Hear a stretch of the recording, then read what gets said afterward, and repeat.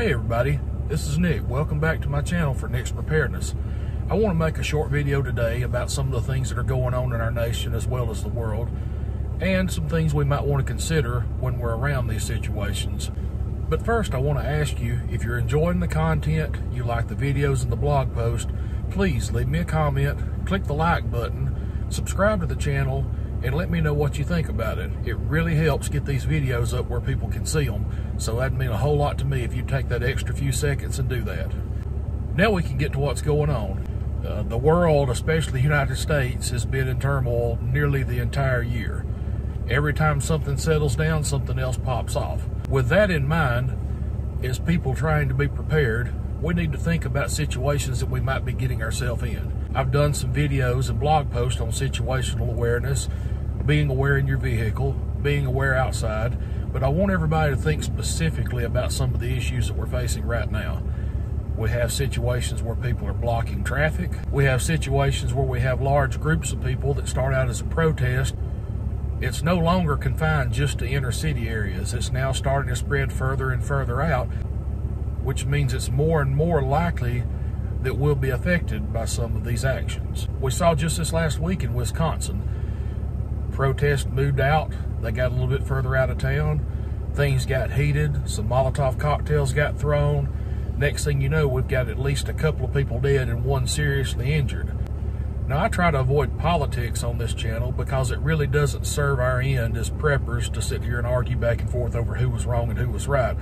But I do want to take a situation like that and bring up some of the instances that we have to consider. So regardless of which way you feel about the situation that happened, there are some lessons that we can all take. One of them is to consider where you are, who you're with, and what you're doing.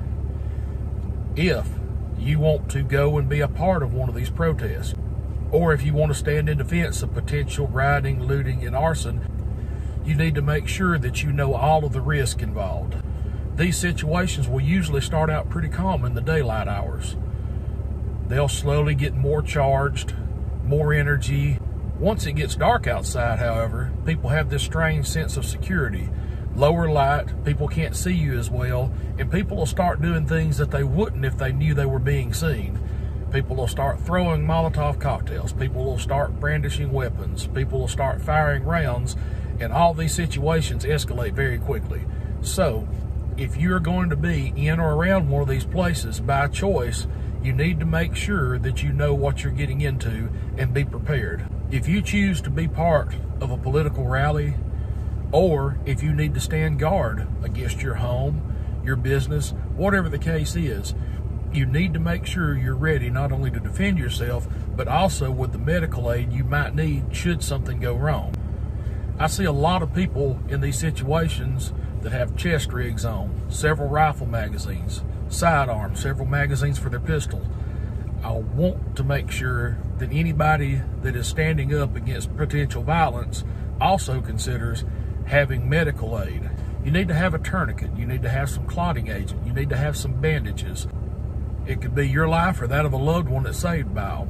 And it could also be the life of someone that's injured that is on the other side that you don't agree with. So there are even instances where you might provide aid to someone that you've injured during a self-defense situation. Another thing we need to consider in these situations is our mental preparedness and our mindset about what we're doing. If we are not willing to use our firearms as a defensive measure, if we are not willing to draw that gun and use it for our defense or the defense of our family, our business, or whatever, we don't need to show up to that protest with a firearm. A gun is not a good luck charm. Having one with you is not going to help if you're not willing to use it. So you need to have the correct mindset when you go to one of these things.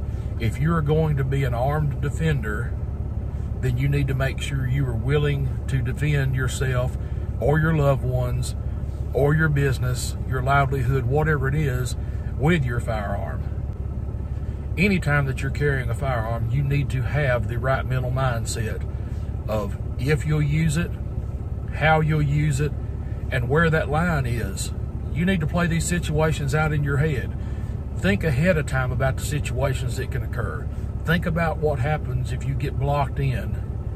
Think about what happens if you're getting robbed, if you're getting carjacked.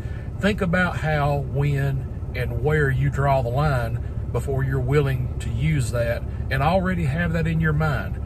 It might not work the way you want it to, but having at least played the situation out in your mind several times, you've got something to work with in case you find yourself in one of these situations. Decide how you're going to respond and know where you're going to draw the line where you may have to use lethal force. And when you draw that line, if somebody steps across it, you need to be very judicial in how you employ it.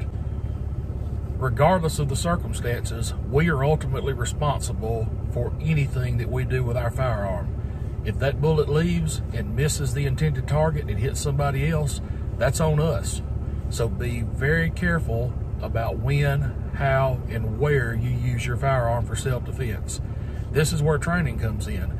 Get some training, learn how to use your firearm, learn how to aim safely, and learn techniques to avoid hitting anyone that you don't want to hit. There are a whole lot more people out there that you don't want to hit than people that you do want to hit. So make sure that you have control of your situation, you have control of your firearm, and that if you ever have to use it, you used well-placed, well-aimed shots to hit the targets you need to stop them from harming you or your family. Spraying everybody in the crowd with bullets is not going to help you. It's going to come back to hurt you. So be very mindful of these things. As armed citizens, it's very important for us to consider the use of force and limit it to the most extreme circumstances. Another thing to consider attending one of these events is to always have in the back of your head that things can go wrong, things can get violent. I'm not saying that you should attend. I'm not saying that you shouldn't attend. We all need to think before we show up to any sort of protest, counter-protest, or to be defenders while the protest is going on, and make sure we're willing to accept the responsibility, because something may happen there. Where you draw your line and what you're going to defend is a personal decision that you and you alone can make. But it's something that we all need to think about well ahead of time with these things going on. Sometimes it's better just to move out of the way and avoid the situation. Sometimes you don't have any choice but to stand your ground. Regardless of the situation, we don't want to be caught up in the middle of that, have a moment of hesitation, and wind up injured or dead because of it. We also cannot afford to overreact and injure someone who is not directly trying to harm us.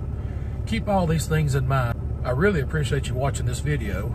If you enjoyed the content, please click like, leave a comment below, and subscribe to the channel. Also, you can visit my blog and website at preparedness.com. And until next time, get better and stay ready.